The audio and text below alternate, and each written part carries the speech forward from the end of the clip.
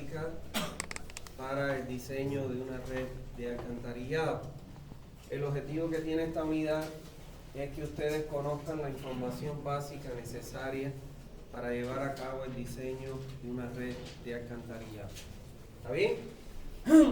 Bueno, en el punto 1 vamos a ver cuál es la información básica que se requiere para diseñar una red de alcantarillado sanitario. Y dice que al diseñar una red de alcantarillado sanitario es aconsejable efectuar un estudio lo más completo de la zona de cobertura para tener un conocimiento de las condiciones del lugar. ¿Qué sucede, señores? Lo que sucede es que muchas veces hay profesionales que se llaman profesionales de gabinete. Cuando nosotros vamos a diseñar una red de distribución de agua, alcantarillado sanitario o cualquier trabajo que vayamos a hacer, yo creo que algo que es muy importante es poder visitar la zona. O sea, si usted va a hacer la red de Guarne, lo ideal es que usted visite la población de Guarne. ¿Por qué? Primero va a identificar en esa visita y en ese recorrido más o menos cómo se comporta la topografía de la zona. Para cuando le den los estudios topográficos, usted ya puede saber si lo que le están dando es correcto o no. Por otro lado, siempre es importante saber cuáles son los usuarios, en este caso específico que estamos estudiando, que van a aportar a la red. Por ejemplo, en ese mismo proyecto de Guarne que yo estuve asesorando durante 2 años, cuando yo vi y revisé el proyecto por primera vez, que revisé el proyecto que ellos lo mandaron por primera vez para revisión, encontré que, por ejemplo, ellos solo consideraban los aportes al alcantarillado sanitario de origen domiciliario. ¿Qué significa ello? Que ellos no habían considerado de que en Guarne existían restaurantes, de que en Guarne existen industrias, de que en Guarne existen hoteles. O sea, entonces si usted no considera y solo considera el aporte domiciliario, cuando usted dimensiona el caudal, si solo considera el aporte domiciliario, lo va a diseñar para el aporte domiciliario.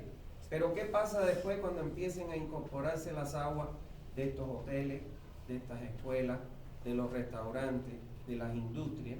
Cuando se empieza a sumar todo ese caudal, ¿qué es lo que puede pasar? Que usted incumpla con la relación Y sobre D, puede incumplir con las velocidades, con la fuerza atractiva, etc. Entonces, por eso es que es importante que uno visite el área de cobertura para que uno pueda darse cuenta y saber quiénes son los posibles usuarios que van a aportar en el área de cobertura al proyecto que nosotros vamos a realizar. ¿Está claro? Entonces, eso es lo que le está transmitiendo ese párrafo. Al inicio de los trabajos se deben obtener todos los planos y la información que existe sobre la zona, que generalmente la vamos a encontrar en las oficinas municipales de planificación física y en organismos regionales de planificación. O sea, lo primero que tenemos que hacer es tratar de verificar de la información que nosotros necesitamos para hacer el proyecto, que vamos a aprender a ver hoy, cuál es esa información, ver lo que existe ya en el medio. Vamos a suponer, si usted sabe que existe plano topográfico de planimetría y plano topográfico de altimetría con curvas de nivel, entonces ya, si existe esa información, yo no le voy a cargar al proyecto un costo por realizar esa información. ¿Está claro? Porque ya existe. Entonces tenemos que agotar todas las instancias de planificación, ya sea en el gobierno municipal, en la gobernación. Lógicamente, tenemos que ver de recopilar toda la información para saber verdaderamente qué es lo que tenemos y qué es lo que nos hace falta para poder complementar la información del proyecto. ¿Se entendió eso? Entonces, eso es muy importante. Por ejemplo, si usted visita el gobierno municipal, la planimetría usted la va a encontrar. El plano planimétrico, donde están los manzanos, las calles, no sé, las líneas de ferrocarriles que ustedes le dicen trillo, todo eso usted lo va a encontrar en la municipalidad. Que puede ser que en algunos sectores no tenga topografía, pero en otros sí. Entonces, lógicamente, ya no es lo mismo hacer la topografía completa que tener que hacer la topografía de algunos sectores y unirla a la que existe en los otros. ¿Está bien? Entonces eso es muy importante porque eso va a traer ¿qué cosa? A minorar el costo del proyecto y que se pueda ejecutar ese diseño. ¿Está bien? Ahora, de manera general, la información básica que nosotros debemos recopilar se resume en dos etapas fundamentales. Una primera etapa que son los trabajos de campo y una segunda etapa que es la preparación de los planos y los perfiles que se necesitan para el proyecto. ¿Está bien? Ahora, los trabajos de campo van a estar dirigidos a la información que falta. Puede ser que yo tenga parte de esa información, por ejemplo, la planimetría, me falte solo la altimetría, entonces mi trabajo de campo va a ir encaminado a realizar el plano topográfico de altimetría. Y así sucesivamente.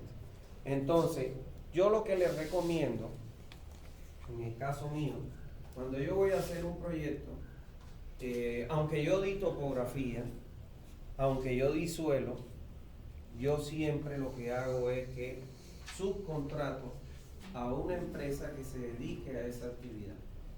¿Por qué? Porque lógicamente esa empresa tiene ¿qué cosa? Primero, algo que es muy importante: experiencia, equipamiento, y además tiene probablemente las herramientas para procesarlo, los software como tal. Entonces, cuando yo hago un proyecto, si necesito topografía, contrato un topógrafo. Si necesito estudios de suelo, contrato un laboratorio que se dedique a eso. ¿Está claro? Entonces, ¿cómo yo lo reflejo en el proyecto? Por ejemplo, topografía. Son 30 hectáreas, por ponerle un ejemplo, le digo, necesito que me hagan los planos de curva de nivel y los perfiles de las calles de estas 30 hectáreas. Y el topógrafo me va a pasar su presupuesto. Entonces, a mi costo del proyecto, yo le voy a cargar, evidentemente, lo que me va a cobrar el topógrafo por hacerlo. Por eso es que es importante siempre agotar todas las posibilidades de obtener la información que se necesita, porque eso es un costo menos que le voy a cargar a mi proyecto.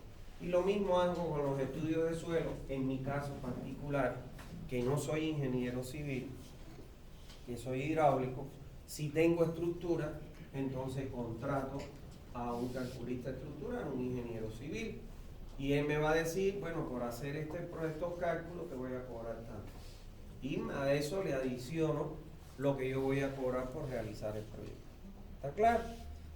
Ahora, la información que no dispongo, tengo que mandar a hacer los estudios de campo. Ahora, no se olviden que si yo soy el responsable del proyecto, yo no puedo largar a la que se te crió a que va a hacer el estudio de suelo, a que va a hacer la topografía, sino que yo voy a hacer un seguimiento. ¿Por qué? Porque esa persona que viene a hacer la topografía, probablemente esa persona me haga los planos de perfiles, pero sin embargo yo sé que donde hay un cambio de pendiente, ahí yo necesito ¿qué cosa? Tener un punto de cota topográfica. Porque cuando uno manda a hacer los perfiles, por todas las calles. Si la calle tiene de 0 a 100 metros, que es lo que normalmente tiene, cada 15 metros me debe tomar un punto. Pero ¿qué tal que yo tenga este perfil y aquí tengo esto, y vamos a suponer aquí me cae el punto que tiene que tomar y aquí me cae el otro punto que es 45 metros? Pero donde se produce el cambio de dirección, o de pendiente, perdón, En ese punto yo voy a estar obligado a colocar una cámara de inspección por obligación. Entonces, si yo no tengo la cota, esta cota topográfica, en ese punto, ¿cómo voy a saber cuál va a ser la cota a la que voy a colocar mi tapa de mi cámara de inspección? Entonces yo tengo que chequear de que si ellos, porque cada 15 metros no me cae en el punto de cambio de pendiente, yo le voy a decir, por favor, donde se produzca un cambio de pendiente, ahí tómame la cota, porque para mí es fundamental. Y uno es el que sabe la información que necesita. Y lógicamente, el que viene a hacer el proyecto, el que viene a hacer la topografía, no sabe a cabalidad cuál es la información que tú necesitas. Y entonces uno tiene que estar al pendiente de esas cosas. Y después viene la otra etapa, que es de preparación de planos y perfiles, que lo que yo recomiendo, y es lo que yo hago, yo no espero a que se vaya a la comisión de suelo, a que se vaya a la comisión topográfica y me entreguen la información para en ese momento analizarla. Yo le digo al topógrafo, por favor, venme entregando la información en la medida que la vaya obteniendo. Y le digo al de suelo, venme entregando la información en la medida que la vayas obteniendo. ¿Por qué? Porque si yo los dejo que se salgan del campo, volverlos a traer va a costar mucho. Inclusive me pueden decir, no, pero yo tengo que hacer movimientos de equipamiento personal, esto, lo otro, porque no me lo dijiste en el momento que estaba en el campo. Y entonces te quieren cobrar otra vez por traer todos sus equipos, su gente, etc. ¿Está claro? Entonces uno no puede esperar a que las comisiones que están haciendo los trabajos de campo se salgan para poder analizar la información. ¿Está bien? Esto que les estoy transmitiendo es una experiencia que he vivido en estos trabajos que he realizado. Bueno, vamos a ver la primera etapa de trabajos de campo, qué información nosotros vamos a requerir.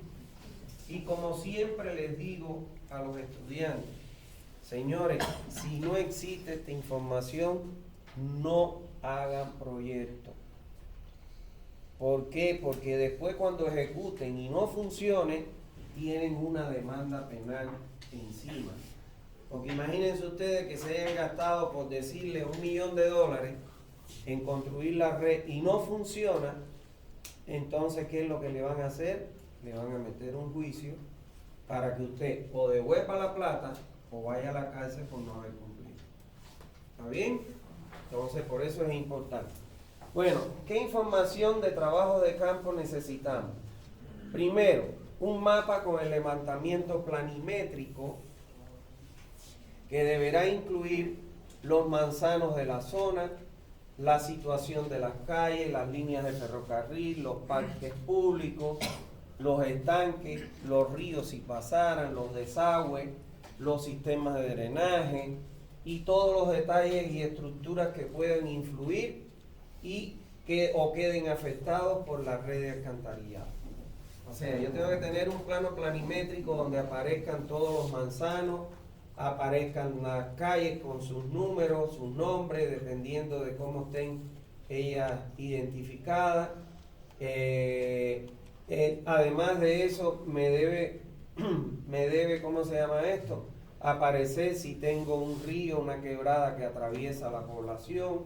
¿Por qué? Porque por esa quebrada probablemente yo tenga que cruzar y entonces tengo que saber del detalle de la quebrada, por ejemplo, dónde se ubica, cuál es el nivel medio de crecida y cuál es el máximo nivel de crecida de diseño, porque eso me va a llevar a tomar decisiones. ¿Está bien? Entonces, este plano planimétrico debemos contar con él. ¿Por qué? Porque nosotros vamos a tener que pasar por todas las calles para poder recolectar con nuestras alcantarillas secundarias las acometidas domiciliarias de los usuarios que se asienten en esos manzanos. Todas las divisiones que tengamos de manzanos, unidades vecinales, barrios, lo que sea, porque esa información nosotros es la que vamos a llevar al INE para que nos dé la población. ¿Está bien?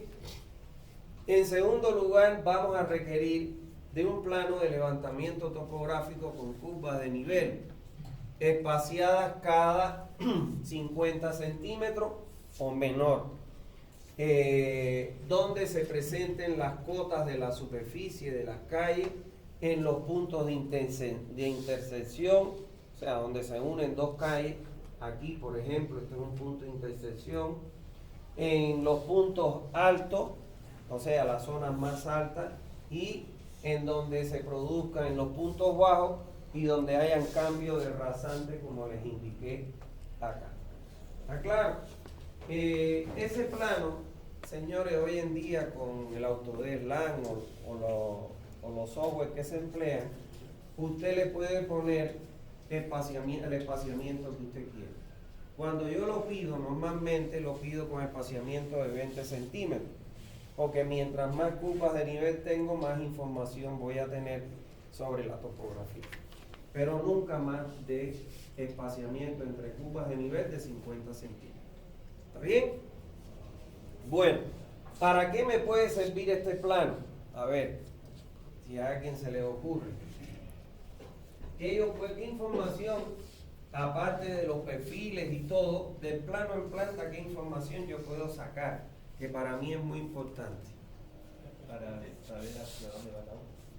Para saber hacia dónde va el agua y, bueno, la pendiente, pero porque están muy relacionados. Pero ¿y qué saco yo de esa información? ¿Dónde va a haber cambio de nivel? También, pero ¿cuál es la información más importante? Se pide permiso para entrar.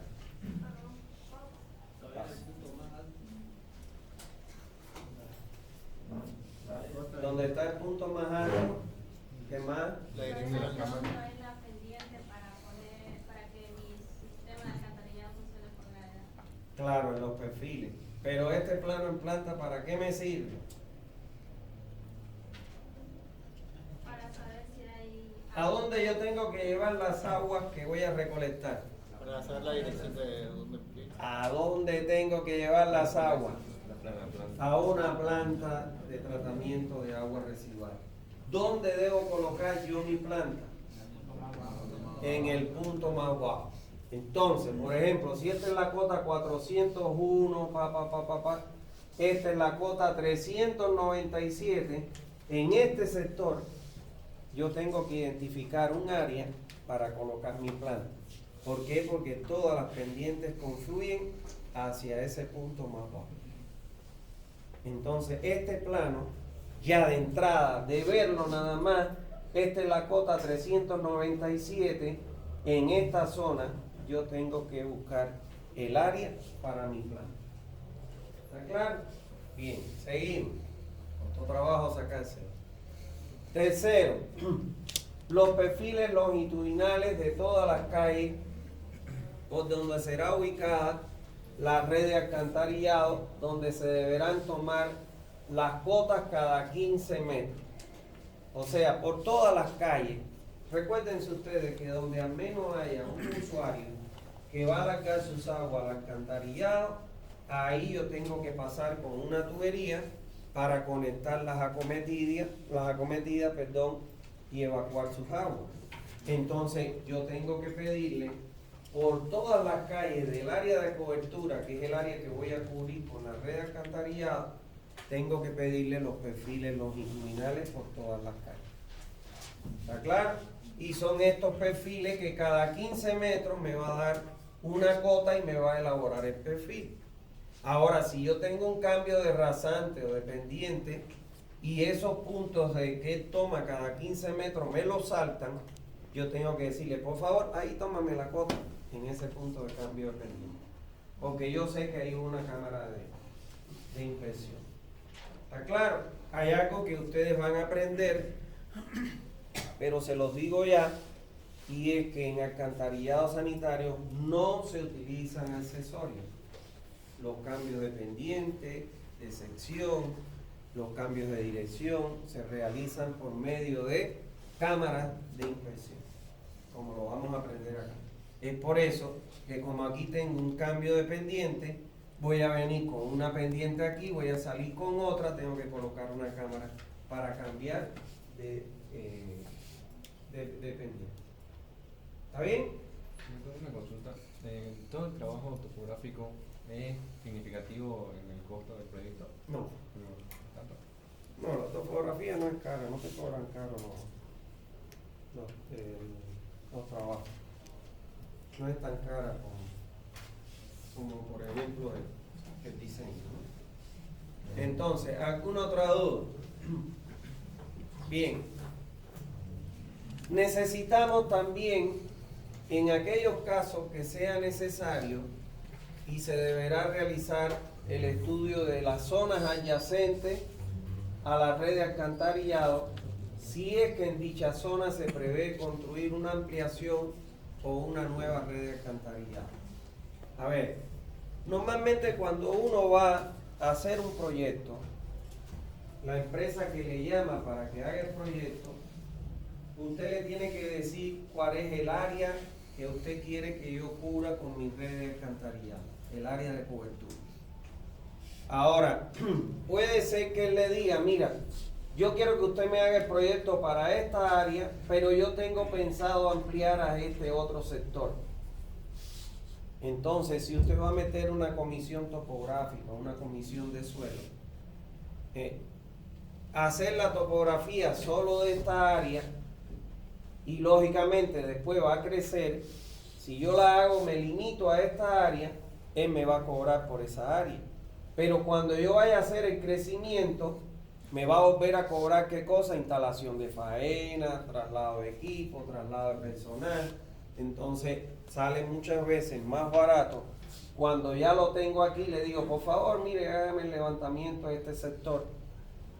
¿Para qué? Para que no me cobre por traslado, instalación de faena, todas esas cosas. ¿Está claro? Ya eso lo analiza cada proyecto, cada proyectista. Bueno, en otra de las cosas que debemos nosotros tener presente a la hora de hacer los estudios de campo es identificar las cotas de los lechos de los canales, los ríos, los arroyos que pasen o que atraviesen, por ejemplo, la zona de cobertura. Por ejemplo, en Santa Cruz hay lugares donde no hay construido red de alcantarillado y sin embargo está construido los canales de drenaje. Entonces cuando yo vaya a hacer el diseño de mi red de alcantarillado y me pasa un canal de drenaje o me pasa un arroyo, una quebrada, yo tengo que preguntar o averiguar cuál es mi nivel de agua normales o nivel de crecida normal y cuál es mi nivel máximo de crecida. ¿Está claro? ¿Por qué? Porque si yo voy a atravesar por aquí con mi alcantarillado y la tubería va a pasar por debajo del nivel máximo de crecida, entonces yo lo que tengo que hacer es un sifón invertido. ¿Está claro? ¿Entienden eso o no? A ver, se los dibujo. Supongamos que este es mi lecho de río o lo que sea, y este es mi nivel máximo de crecida que alcanza el río. Entonces, si mi tubería alcantarillado viene por debajo de ese nivel de crecida, entonces yo me voy a tener que venir por debajo de el fondo de esa depresión o de ese río, de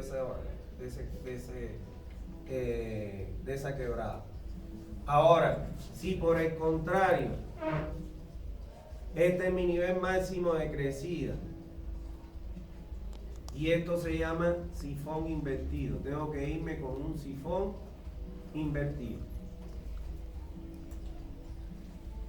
¿Por qué? Porque si yo mi tubería la paso por donde está, por debajo del nivel de crecida, esa quebrada, ese río, ese arroyo puede atraer palizadas y me puede golpear la tubería y entonces yo contaminar ese río. Por eso me voy por debajo. Pero si por el contrario mi tubería con la que yo vengo pasa por encima del nivel de crecida, entonces en ese caso yo me voy a ir con un puente canal. ¿Está claro? Voy a irme con un puente canal. O sea, voy a construir, visto en planta, esto, para que mi tubería pase por aquí, y aquí le voy a poner, ¿cómo se llama esto? Para poder fijar la tubería a una losa que voy a fundir y la voy a apoyar acá. Dependiendo de la luz, puede ser que tenga más de una de las columnas de soporte. ¿Está claro? Y aquí con abrazadera voy a fijar mi tubería para que no tenga movimiento. Pero esto lo puedo hacer porque el río va a pasar con un nivel inferior al de mi tubería. ¿Está bien? ¿Y cómo puedo mejorar el nivel máximo? Muy fácil. El nivel máximo de crecida puedes buscar un comunario o registrar marcas. Entonces el comunario te dice, no, el agua llega aquí hasta 1 metro por debajo de aquí, o 50 centímetros, o 2 metros. Eso es si lo quieres hacer práctico. Ahora, si lo quieres, puedes calcular cuánto es hidrológicamente, cuál es el nivel de crecida de ese lecho de río. Pero lo ideal es eso. Tú vas a un comunario y el tipo te va a decir, no, esto ha rebalsado. Esto no ha rebalsado, se queda como 1 metro por debajo. Y ya él te define el nivel máximo de crecida. ¿Está bien? ¿Alguna otra duda? En todo caso, ¿cuál sería más conveniente? ¿De qué? Que las dos No. Es que o haces uno o haces el otro. Y las características te van a obligar a ver cuál es la opción que tú vas a hacer. Si tu tubería va a quedar por debajo del nivel máximo de crecida, sifón invertido. Y si no, se pasa por encima del nivel máximo, puente canal. Claro, lo ideal es el puente canal, aunque eso no vas a tener problema. Aquí tienes que calcular qué cosa, la erosión general que va a sufrir ese lecho para que tu tubería no quede descubierta. ¿Está claro? Entonces tienes que calcular ahí la erosión general que va a tener, porque cuando aumenta el caudal empieza a erosionarse el lecho. Y eso se calcula cuál es la erosión general que se tiene. Aquí esto va a hacer esto. Y entonces tu sifón tiene que estar por debajo siempre de tu máxima erosión para que no se quede descubierto, sino la piedra, lo que arrastre, te puede romper el tubo. Eso fue lo que le pasó aquí al conducto que va de Gajas a Brasil en la quebrada de los Monos. Hicieron un mal cálculo de la erosión y se destruyó el ducto de gas que va a Brasil. ¿Está bien? Aquí pasa lo mismo. ¿Alguna otra duda? Pero dependiendo del nivel, tú haces o una o otra. Bueno, seguimos.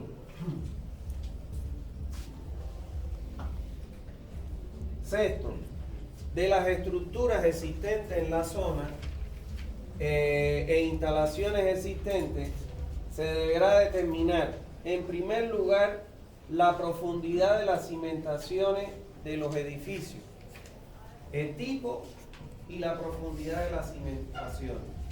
Recuérdense ustedes que normalmente las cimentaciones, ellas tienen asociada lo que ustedes le llaman, yo no soy civil, un bulbo de presiones. ¿Está claro? Esta cimentación tiene un bulbo de presión por los esfuerzos que le transmite al terreno. Bueno, yo no puedo, y cuando yo voy a calcular mi red, yo la voy a calcular entre 1 y 5 metros. Yo no puedo nunca colocar la excavación de mi red en un lugar que me afecte el bulbo de presiones porque me puede fallar la estructura. No sé si ustedes han visto, he visto yo en la televisión muchos casos que venden un lote contiguo y van a hacer un edificio y excavan para hacer las fundaciones del edificio. Y la casa que está al lado le tocan el bulbo y la casa se raja o se cae. Entonces, eso también es lo que tenemos que prever nosotros. Que con la excavación que vamos a hacer para instalar esta red de alcantarillado, no excavemos parte del bulbo de presión de las fundaciones de una edificación. O sea, hay edificios o hay edificaciones que están a ras está nada más que la acera y ahí está la calle. Entonces, tenemos que chequear que la excavación que vamos a hacer aquí no me vaya a afectar el buco de esta edificación porque se me puede bajar o la puedo perder y eso es un costo adicional que tengo que cargarle a mi proyecto, que va a ir en detrimento de la empresa que lo construye, que se lo va a achacar al proyectista. ¿Está bien? Bueno, por otro lado necesitamos saber el tipo, edad y estado de los pavimentos de las calles, en caso de que existan, por donde se va a construir las alcantarillas.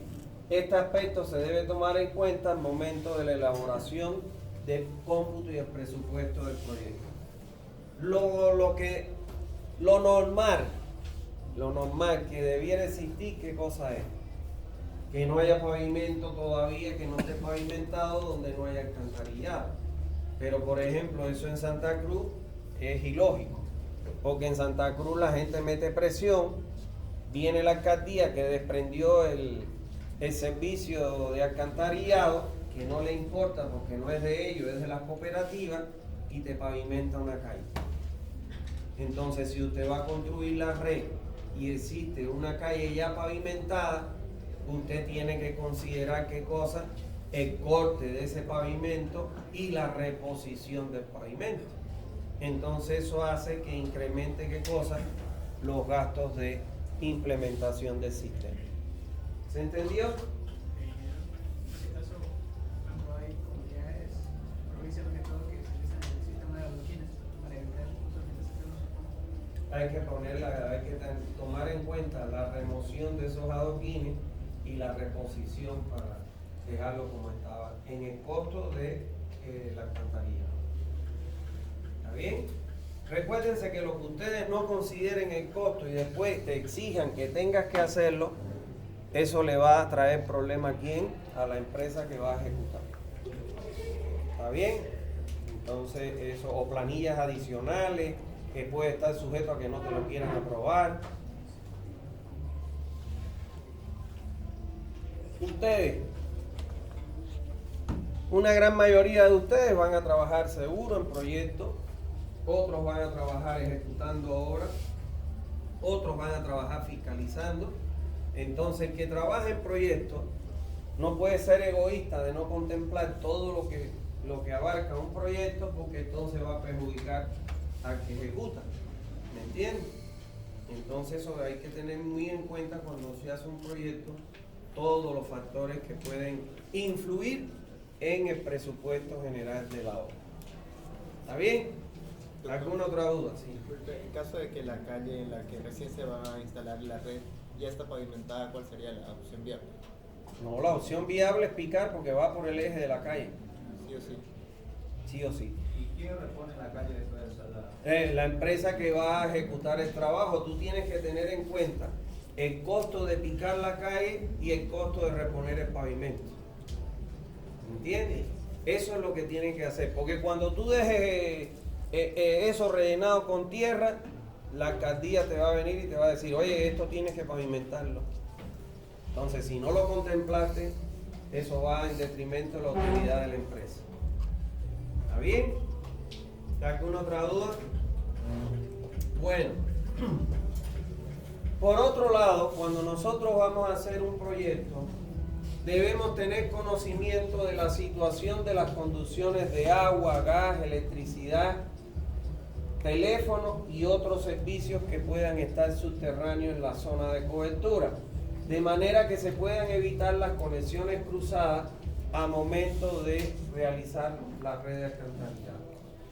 O sea, nosotros tenemos, señores, que averiguar cuáles son los servicios que están enterrados. Por ejemplo, Santa Cruz ahora todo el servicio eléctrico y telefónico lo tienen aéreo, pero no tarda en que ese servicio lo tengan que soterrar. ¿Está claro? Para que tengan una idea de lo que les estoy diciendo,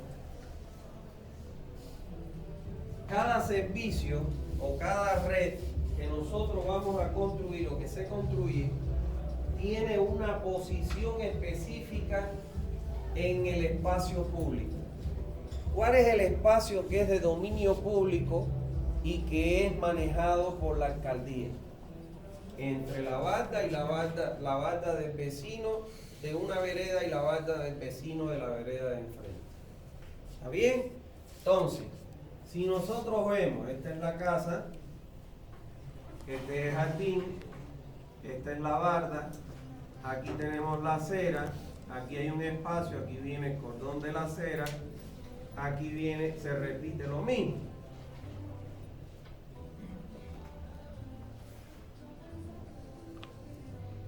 Y aquí está el vecino de enfrente. ¿Lo ves? Ahora, esto lo vamos a aprender más adelante, pero para que puedan entender esto. Si nosotros tenemos las instalaciones eléctricas, deben ir por debajo de la acera. Es su posición. ¿Está claro? Internacionalmente, no es en Bolivia solo. Gas debe ir entre la acera y el cordón de la acera. Eso, si ustedes han visto, la gente que instala gas lo está poniendo por ahí.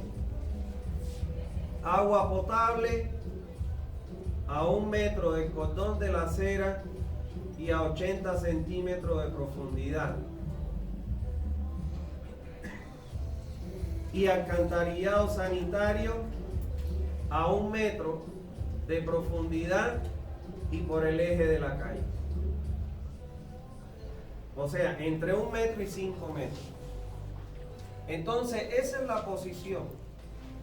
Yo estuve asesorando una vez en Compair, estuve 1 año asesorando para formar a gerente técnico sobre los trabajos que se deben hacer en una empresa. Pasó el año y entró un nuevo directorio y votaron a gerente técnico y me dijeron para que nos asesore otra vez otro año al gerente técnico nuevo. Yo le dije, no me va a pasar la vida enseñándolo. Y me fui, no quise el contrato. Y eso que iba 2 veces a la semana y me pagaban muy bien, pero era muy lejos, no me quería ir. Y entonces, un día después de eso fui a visitar porque me hice amigo de todos los trabajadores y todo eso, porque eso es lo más importante que uno tiene que tener como ingeniero. Uno tiene que ser amigo de los albañiles, tiene que ser amigo de los plomeros, porque esa gente te pueden hacer votar. Un albañil, un plomero en una empresa te puede hacer votar. Y un albañil te puede hacer pomada a tu obra. Depende de cómo tú te lleves. Entonces uno tiene que ser una persona que se debe llevar con todo el mundo bien. Yo he visto acá que maltratan a los plomeros, maltratan a los albañiles y los albañiles por detrás hacen lo que les da la gana. ¿Está claro? Entonces fui y cuando los visité me dijeron, no, están, bueno, por una de las calles, cuando fui estaban poniendo, como ya estaba la calle pavimentada, la red de agua potable la estaban poniendo debajo de las aceras. Y entonces yo le dije, tú eres alumno de acá, pero tienes que llegar temprano, pasa, pero tienes que llegar temprano. Entonces yo le dije, ¿y por qué está? No, el nuevo ingeniero nos mandó a ponerla por ahí porque está el pavimento. Pero cuando yo le dije a ellos, piensen que cuando vengan a poner la red de agua, la red eléctrica y telefónica que van por debajo de las aceras, le van a decir, oye, saca tu tubería que ese no es tu lugar. Y van a tener gastos nuevos. Entonces, eso es lo que uno tiene que prever como profesional. Ubicar siempre la tubería en el lugar que van. Y en caso de que cuando vayamos a hacer un proyecto tenemos que saber por dónde pasan las tuberías. Entonces, para la empresa eléctrica ahora es aéreo, pero no tarda en que lo pongan subterráneo. Porque cuántas veces nos hemos visto en la televisión que se electrocutó un trabajador porque hizo contacto.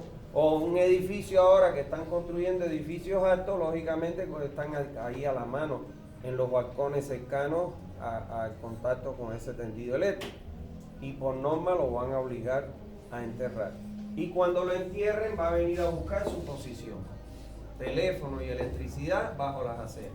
Gas No lo puedo pasar por otra posición porque si no voy a ocupar el espacio. Va por entre las aceras y el cordón de la acera. Y así sucesivamente. Entonces, si ya hay instalaciones enterradas y yo voy a hacer un proyecto nuevo, entonces yo voy a tratar de evitar tener conexiones cruzadas. Pero aun cuando las tenga, yo voy a advertir a qué profundidad está la instalación que está cruzada con respecto a la profundidad que voy a colocar mi tubería. ¿Por qué eso es importante? Pues imagínense ustedes que yo en una esquina cruce con la tubería de gas, yo no advierta, venga y meto una maquinaria, puede ocasionar una explosión que puedo tener pérdida de vidas humanas. Y entonces la responsabilidad va a ser mía por no advertir de que ahí existía una instalación a una profundidad menor que la que yo voy a instalar. ¿Está bien? Entonces eso es importante. Bueno, por otro lado, cuando nosotros necesitamos la información necesaria sobre el nivel freático, en caso de no existir, se deberá verificar. Uno de los problemas más grandes que hay en Santa Cruz es que su nivel freático usted lo encuentra a 50 centímetros, un metro. Y si yo voy a excavar una zanja para colocar por debajo del nivel freático, evidentemente que yo tengo que, en el costo del proyecto, concebir un presupuesto para poder achicar o extraer el agua. ¿Está claro? Porque el operador no va a poder trabajar bajo agua para instalar las conexiones de tubería. Entonces tengo que prever los sistemas de well point o cualquier otro sistema que me permita bajar el nivel para poder trabajar en seco el operador. Pero además, fíjense ustedes, si eso es importante, de que no solo lo necesito para saber si tengo que colocar sistemas de extracción de agua, sino que, por ejemplo, cuando yo no tengo nivel freático, yo pongo una capa de arena, la tubería, relleno con arena hasta una altura de 10 centímetros por encima de la tubería y después con el material de excavación cernido. Pero cuando hay nivel freático, yo no puedo poner una capa de arena y recubrir la tubería con arena, porque con la subida y bajada del nivel freático me va a lavar la arena y mi tubería se me va a sentar y se me puede zafar las uniones. En ese caso cambio la arena por una grava, porque la grava no va a ser lavada por la arena. Entonces, fíjense ustedes la importancia de saber el nivel freático, porque me lleva a tomar decisiones en el proyecto. ¿Está bien? ¿Cómo yo analizo el nivel freático? Es muy fácil. La empresa que va a hacer, la empresa de suelo que va a hacer el estudio del suelo, yo aprovecho y le digo, por favor, si cuando usted toma las muestras, hasta el nivel que las va a tomar, que yo le voy a indicar como vamos a aprender acá, entonces yo les pido que si hay nivel freático me determinen a qué profundidad está. ¿Está claro? Esta chanchería que yo les estoy diseñando a una empresa, no tenían estudios de suelo, no tenían, ellos han crecido a la que se te crió, y entonces como yo les voy a diseñar las lagunas de estabilización, el sistema de tratamiento, todo el sistema hidrosanitario se lo voy a diseñar, pero voy a diseñar las lagunas de estabilización, entonces yo necesito saber a qué profundidad está mi nivel freático, porque yo no puedo poner una laguna por debajo de mi nivel freático y recubrirla con geotextil, porque el geotextil con el agua, con la subpresión, se me va a levantar y lo voy a tener flotando. Entonces le mandé a hacer los estudios y a 1,20 metros está el agua. O sea, ¿qué significa eso? Que sus lagunas van a estar prácticamente en terraplén, porque no me puedo meter por debajo de ese nivel freático. ¿Está claro? Entonces, por eso es que es importante eso. Dime, mijo. En ese caso, ¿qué se haría? ¿De qué? De lo que está diciendo, de que el nivel freático está a 1,20. Mi cota de fondo de mi laguna tiene que estar por encima de 1,20. Entonces me va a quedar las lagunas prácticamente por encima del terreno, la tienen que hacer en terraplén. O sea, fíjense ustedes cómo la información te puede llevar a la toma de decisión Es muy importante para que después no tengas problemas con tu proyecto. Porque yo podía haberle dicho, una laguna anaerobia puede tener hasta 4 metros de profundidad. Y yo podía haberle dicho ya de terreno para abajo 4 metros. Pero al 1,5 metros voy a tener nivel freático. Cuando la recubran con el geotextil, me lo voy a poner a flotar el geotextil. Y después que me va a venir a reclamar el dueño, oye, está flotando el geotextil, ¿por qué? Y entonces voy a tener que decir, lo que pasa es que no sabía qué profundidad está el nivel freático. Me van a acribillar porque lógicamente es una responsabilidad mía. Y aquí es lo mismo. Si yo no sé, no determino la profundidad del nivel freático, puede pasar esto. Miren acá, ¿qué es lo que ha pasado aquí? Han excavado la zanja y se le llenó de agua. Y si yo no preví el sistema de sacar esa agua, el achicamiento, sacar esa agua, entonces ellos van a tener que ahora para trabajar sacar el agua. Y lógicamente van a tener un costo que si yo no lo preví a la hora del proyecto, eso va en detrimento de la utilidad de la empresa. ¿Me entiendes? Y eso te va marcando como un proyectista que no sabe lo que estás haciendo. ¿Me entiendes? Entonces ustedes tienen que cuidarse mucho de eso. Por eso yo les digo, tienen que capacitarse, tienen que ser buenos profesionales. Cada cosa que usted haga mal, eso es un comentario, pueblo chiquito, infierno grande. Eso se corre. No, este me hizo esto y me pasó esto otro, este otro proyectista me hizo esto y después nadie lo va a buscar. ¿Me entienden? Entonces hay que capacitarse, hay que aprender para ser competitivo. ¿Está bien? Y peor ahora los trabajos son escasos y ustedes saben que acá todo se maneja por logia. Entonces ahora las logias no quieren dejar nada para que no es logiero, a no ser que seas un buen profesional y entonces te digan, busca el que bueno, esto está complicado. ¿Está claro? Entonces por eso les digo que tienen que tener buena capacitación. Bueno, ¿alguna duda hasta ahí? ¿Quedó claro? Sí. Y cuando la alcantarilla, el nivel freático está por encima de la alcantarilla, solo se debe drenar el agua. ¿Solo se debe? Drenar el agua. Claro, hay que drenar el agua. Porque ¿cómo tú vas a poner bajo agua? Mira esa agua sucia de fango. ¿Cómo tú vas a saber los niveles que vas a colocar? ¿Cómo vas a hacer las uniones de los tubos? ¿Entiendes? Entonces tienes que aplicar un sistema que se llama well point, que nosotros no lo enseñamos aquí, no, yo no lo enseño porque no quiero, sino porque no está en el pensum de sanitaria, porque cuando ustedes les den fundaciones, ahí les enseñan ese sistema porque las fundaciones son peores porque son más profundas. Entonces es el mismo sistema que van a aprender ahí y que aprueban, que aplican. ¿Está bien? Sí. Bueno, en el tema de los sismos, ¿hay alguna afectación en la parte del costo del... No se considera. No es como una edificación que sí lo deben considerar como un factor. Bueno, la octava información que necesitamos es la información lo más completa posible de las características del suelo donde se va a construir la red, debiéndose hacerse sondeo y obtención de muestras intervalos de 15 metros. Creo que ahí dice 5 metros, ¿no? 1.5. Ah, no es 15, le metieron una coma mal. Está bien, es cada 15 metros. Por eso les digo, porque el año pasado ahí sí que ya es la copia.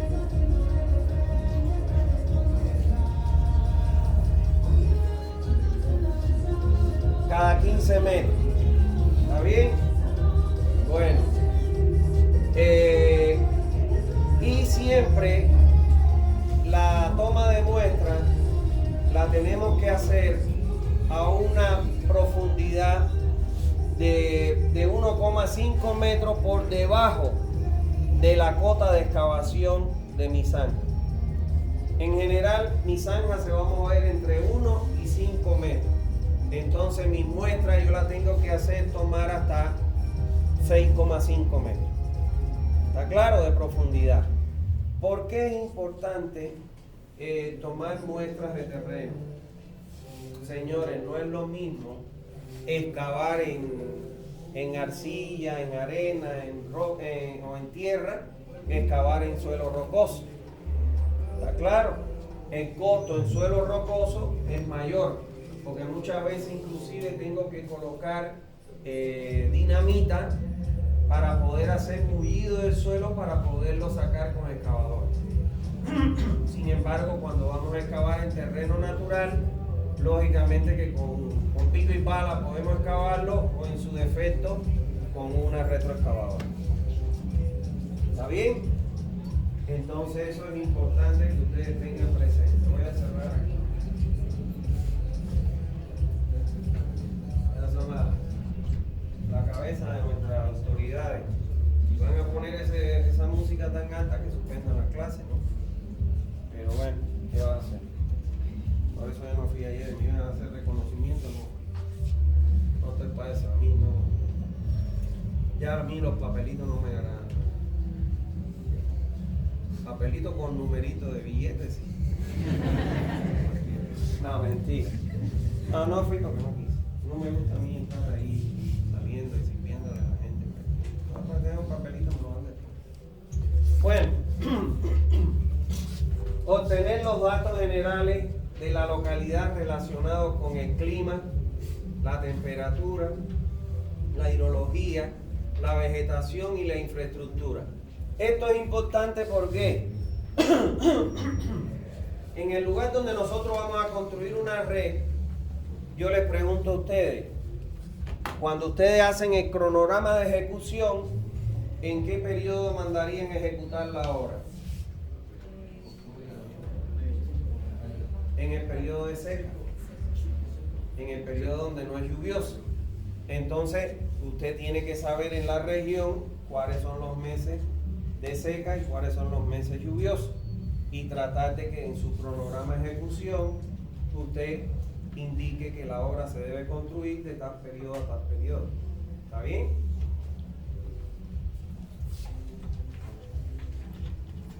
La vegetación es muy importante que usted la contemple. ¿Por qué?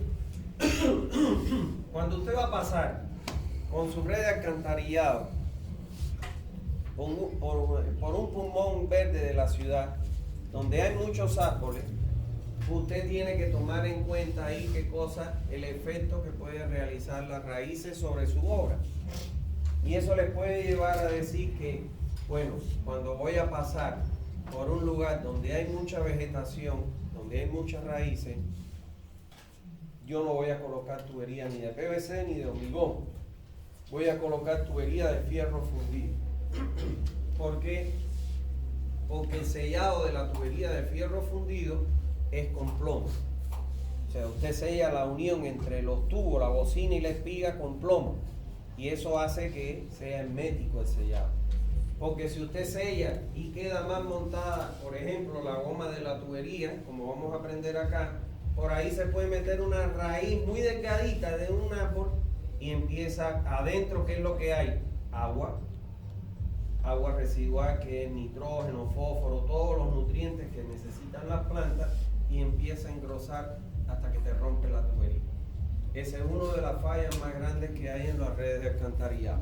Entonces, por eso es que es importante la hidrología, para tener en cuenta el problema de la lluvia. Bueno, la temperatura, para saber lógicamente la temperatura que vas a tener en la zona. Y bueno, el clima, tener en cuenta lo que les decía, ¿no?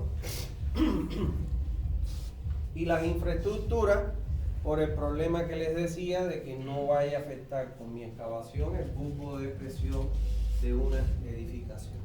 ¿Está bien?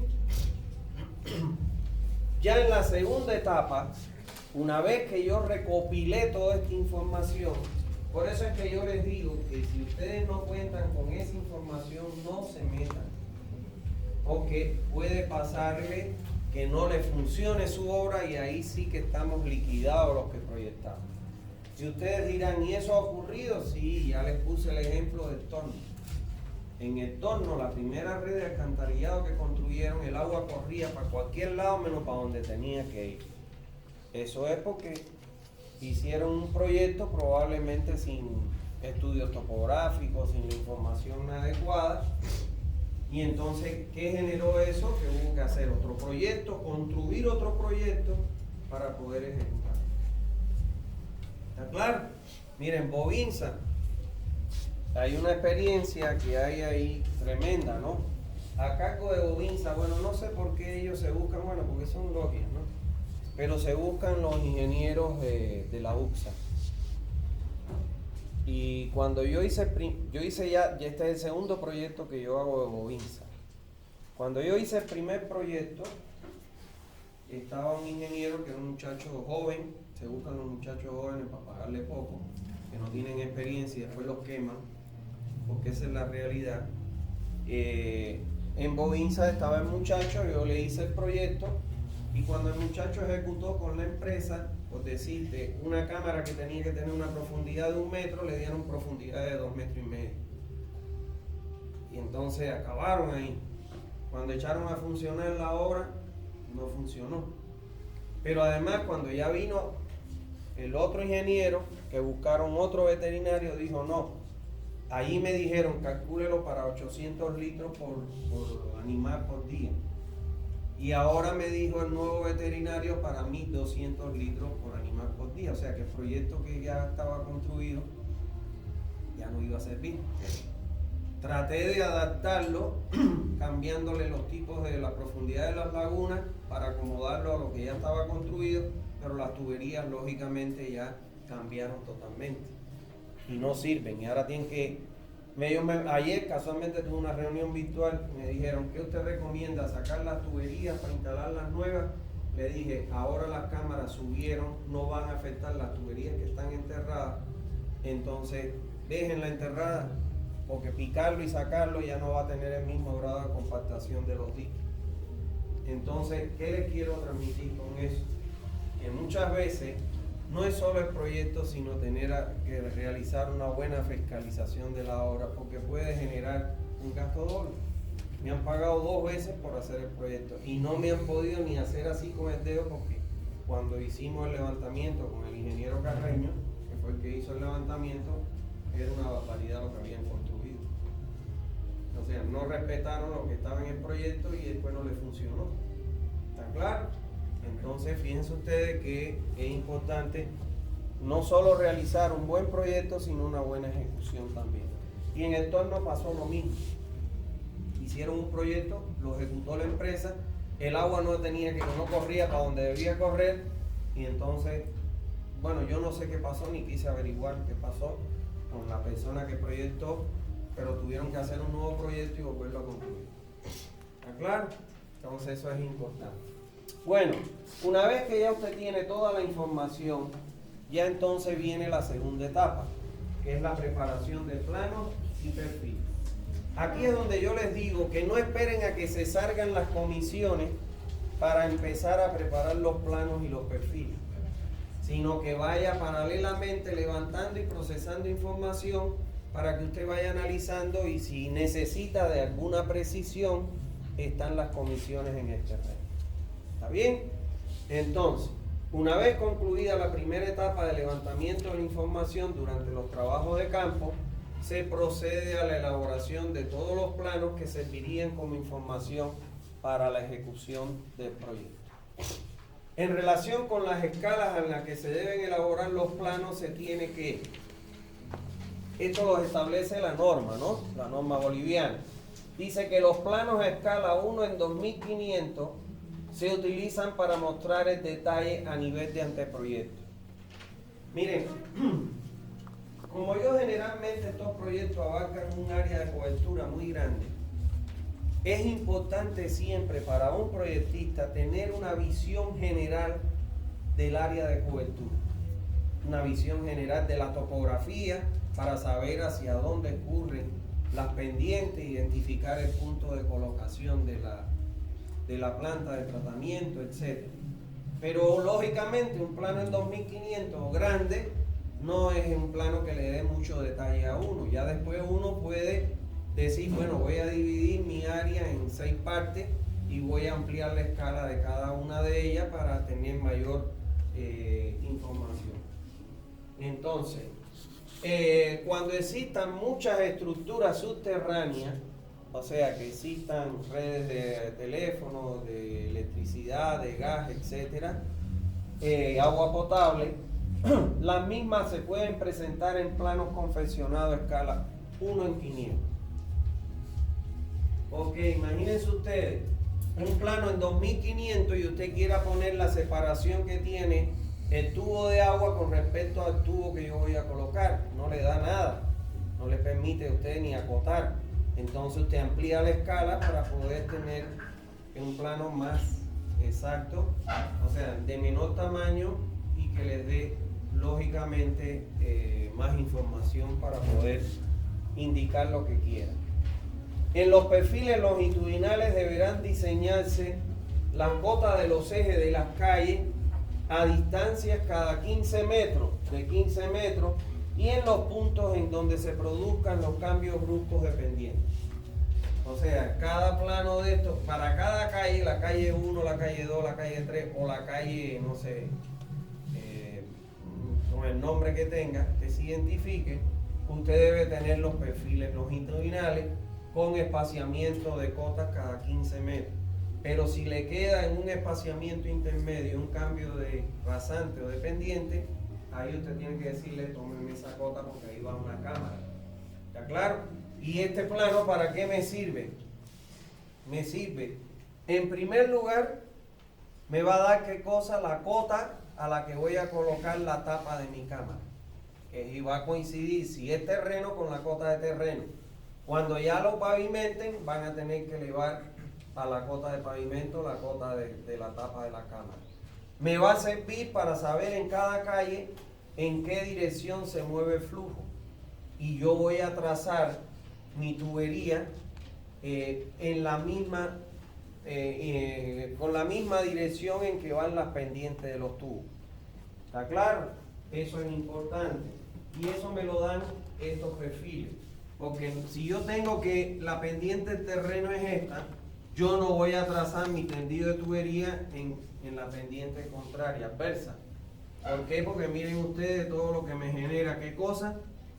Excavación, y me encarece el proyecto. Entonces lo correcto es que yo ponga la dirección de la tubería con la misma pendiente que tiene el terreno. La pendiente de la tubería con la misma pendiente.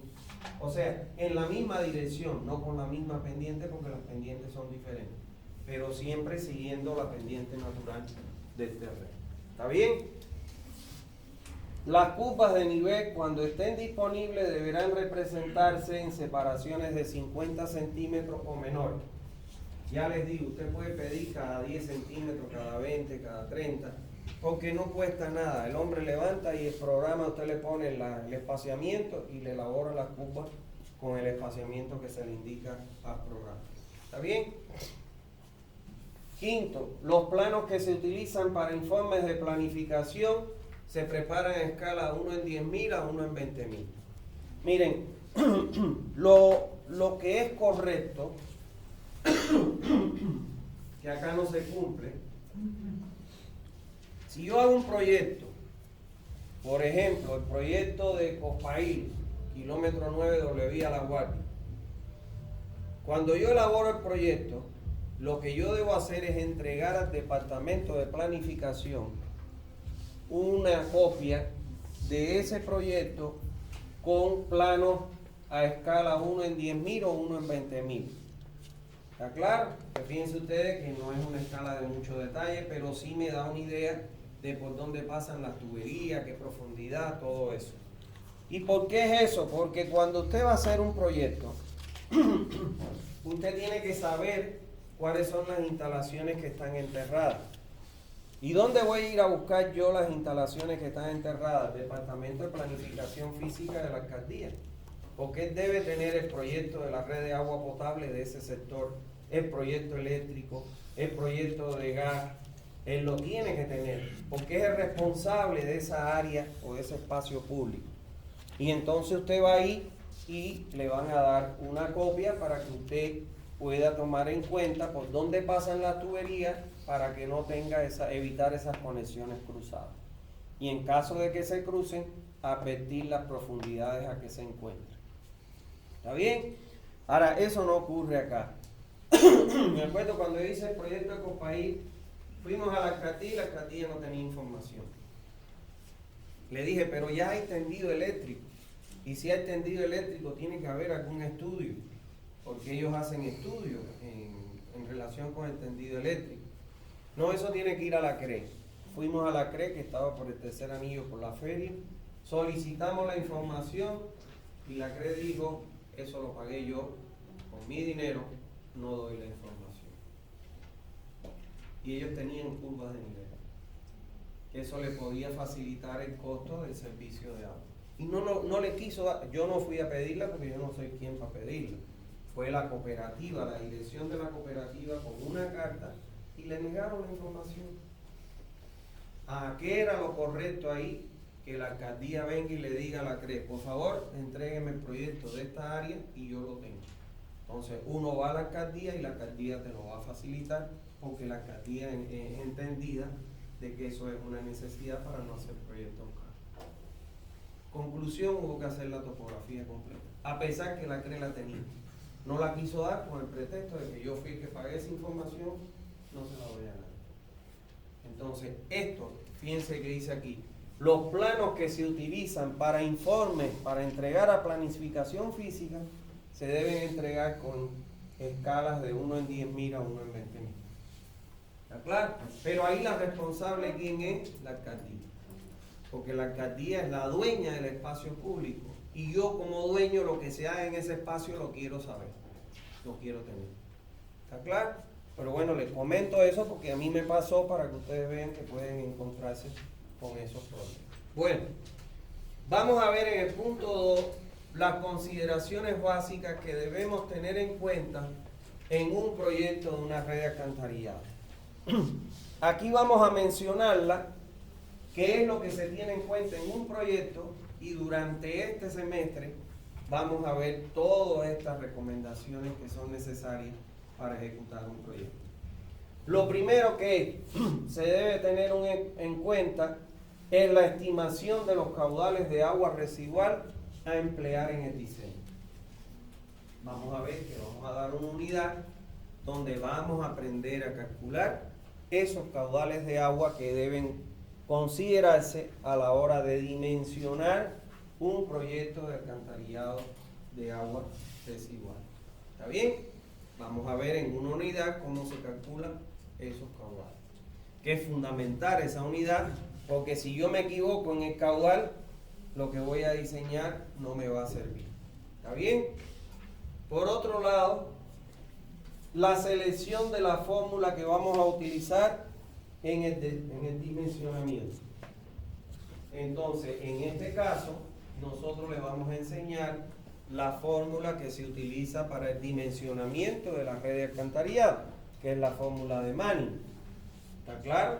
Ya después yo les voy a explicar que las condiciones para las que se utiliza la ecuación de Manning en flujo libre es cuando el régimen es uniforme y permanente. Sin embargo, en un alcantarillado, el régimen que se produce es no uniforme e impermanente. Pero bueno, suerte que los estudios que se han hecho han llegado a demostrar que las diferencias entre el diseño con el régimen permanente y uniforme y lo que ocurre en el alcantarillado no son significativas, y gracias a eso es que los proyectos son fáciles de hacer, porque el régimen impermanente y no uniforme es un régimen en el cual las soluciones matemáticas están basadas fundamentalmente en un sistema de ecuaciones diferencial. ¿Está claro? Ahora, cuando nosotros utilizamos la fórmula de Manning, dice que ella es válida para un régimen uniforme. ¿Qué quiere decir que es uniforme? Que el tirante de circulación en 1 es igual al tirante de circulación en 2, es igual al tirante de circulación en n. O sea, el diferencial de tirante con respecto al espacio, a la longitud, es igual a ¿cuánto? A 0. Yo les pregunto, ¿eso ocurre en una red de alcantarillado? ¿Ustedes creen que en la alcantarilla secundaria donde empiezan a comportarse, a incluirse los caudales son los mismos que a 1 kilómetro donde ya el número de caudales es mayor? No. ¿Está claro? Ahora, lo otro que quiere decir que el tirante de circulación para un tiempo t igual 0 es igual al mismo tirante de circulación para un tiempo t igual, no sé, 1 hora, 1 segundo, 1 minuto. ¿Tú eres alumno de acá? ¿Tú eres estudiante de acá? ¿Y llegas a esta hora? No. Vuelve a salir porque ya estamos acabando la clase. ¿O es San y 1? Ah, no, estamos en San y 2. Perdón. Yo temprano. No, pero ya está ahora no. Ahora no, ya se acabó la torta, ya se acabó el cake. Lo decimos nosotros, ustedes le dicen todo. Bueno, entonces, ¿esto qué quiere decir? Que la variación del tirante con respecto al tiempo es igual a 0. ¿Ustedes creen que eso ocurra de verdad? No. Por ejemplo, en el horario pico, en el desayuno, a la hora de almuerzo, en la cena, el tirante es el mayor valor. Y en el horario intermedio los aportes son menores. Entonces varía el tirante con respecto al tiempo. Pero por suerte de que las diferencias que se han obtenido entre el diseño utilizando la fórmula de Manning no ha servido desde el punto de vista funcional, entonces no se diseña para un régimen no uniforme e impermanente, que es mucho más complicado. Bueno, por otro lado, la selección de los materiales y el tamaño mínimo de las alcantarillas. Ya sabemos cuál es el tamaño mínimo de la red de alcantarillado que vamos a aprender a diseñar. ¿Cuál es el tamaño mínimo? ¿Cuánto? 6 pulgadas. 150 milímetros, 6 pulgadas. Y el material, vamos a aprender que se utilizan diferentes materiales a lo largo de la red, sobre todo tomando en cuenta las condiciones del terreno y el lugar que ocupa esta red. Eso lo vamos a aprender también acá. Por otro lado, la selección de las velocidades mínimas y máximas en las alcantarillas. Vamos a aprender que la velocidad mínima que te recomiendan es una velocidad de autolimpieza que tiene que ser mayor a 0,6 metros por segundo para que todo los material que se incorpore con el agua pues llegue a su destino final. Y la velocidad máxima, vamos a ver que la norma fija que no debe ser mayor a los 5 metros por segundo. Por otro lado, la evaluación de las pendientes mínimas y máximas a utilizar. La restricción de la pendiente mínima es aquella que cumpla con la fuerza atractiva mínima que sea mayor a 0,10 kilogramos por metro cuadrado. Y la restricción de la pendiente máxima es aquella cuya velocidad para esa pendiente no supere los 5 metros por segundo. ¿Está bien? Todo eso lo vamos a aprender. Sexto, la evaluación del cumplimiento de la fuerza atractiva. Vamos a ver que, como les dije, la fuerza atractiva es una fuerza tangencial que ejerce el agua sobre los sólidos para llegar a su destino final. Tiene un valor que se debe adoptar como mínimo. La evaluación de los trazados y soluciones alternativas. Vamos a aprender acá que cuando nosotros trazamos una red, nunca hacemos un solo trazado. Mínimo unos 3 trazados y vamos a quedarnos con aquel trazado cuya longitud de trayecto es la menor, de llegar el agua desde el usuario hasta la planta. Por otro lado, la evaluación de alcantarillas con trazados curvos. Vamos a ver que ya el trazado curvo se ha eliminado porque no hacen tuberías curvas, pero sí hacemos la curvatura con tramos rectos y cámaras de inspección, como vamos a aprender durante este semestre. Por otro lado, el estudio de la necesidad de ventilación de las alcantarillas. Señores, en las alcantarillas nosotros llevamos materia orgánica biodegradable y que se descompone. Está claro, con el tiempo, con la temperatura, etcétera, Y una de las maneras en que se ve reflejada esa descomposición es un gas que se conoce como el sulfuro de hidrógeno. Este gas, cuando escurre por las tuberías, cuando viaja a través de las tuberías y no puede salir por ventilaciones, entonces empieza a carcomer y a erosionar y perforar las tuberías.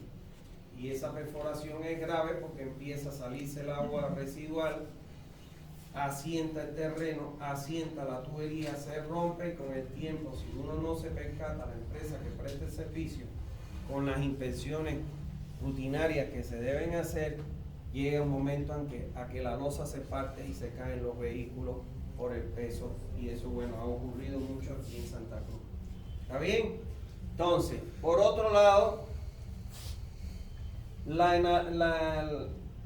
la selección de las instalaciones complementarias adecuadas.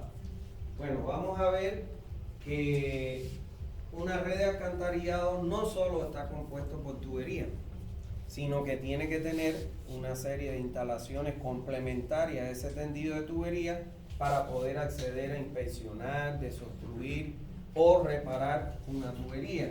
¿Está claro? Además de que, bueno, vamos a ver, como ya les mencioné, otras instalaciones complementarias son, por ejemplo, el sifón invertido o el puente canal, las cámaras de inspección, la ventilación, etcétera. Todo eso lo vamos a estudiar. La evaluación de las profundidades máximas y mínimas de instalación de los conductos. Bueno, estas instalaciones máximas y mínimas van a estar fijadas por la normativa en Bolivia, donde dice que la profundidad mínima es 1 metro por encima de la corona de encape de terreno, por debajo de la cota de superficie de terreno, y hasta 5 metros como máximo. ¿Está bien? Ahora, ya, se acabó. ¿Alguna duda que tenga? ¿Cuál es la profundidad máxima? 5 metros. La norma anterior daba 6 metros. La norma actual es la que está allá en el libro acomodado a ellos, son 5 metros de profundidad. ¿Alguna otra duda? Los que llegaron tarde o quieren ver lo de la asistencia, por favor no se vayan. Que tengan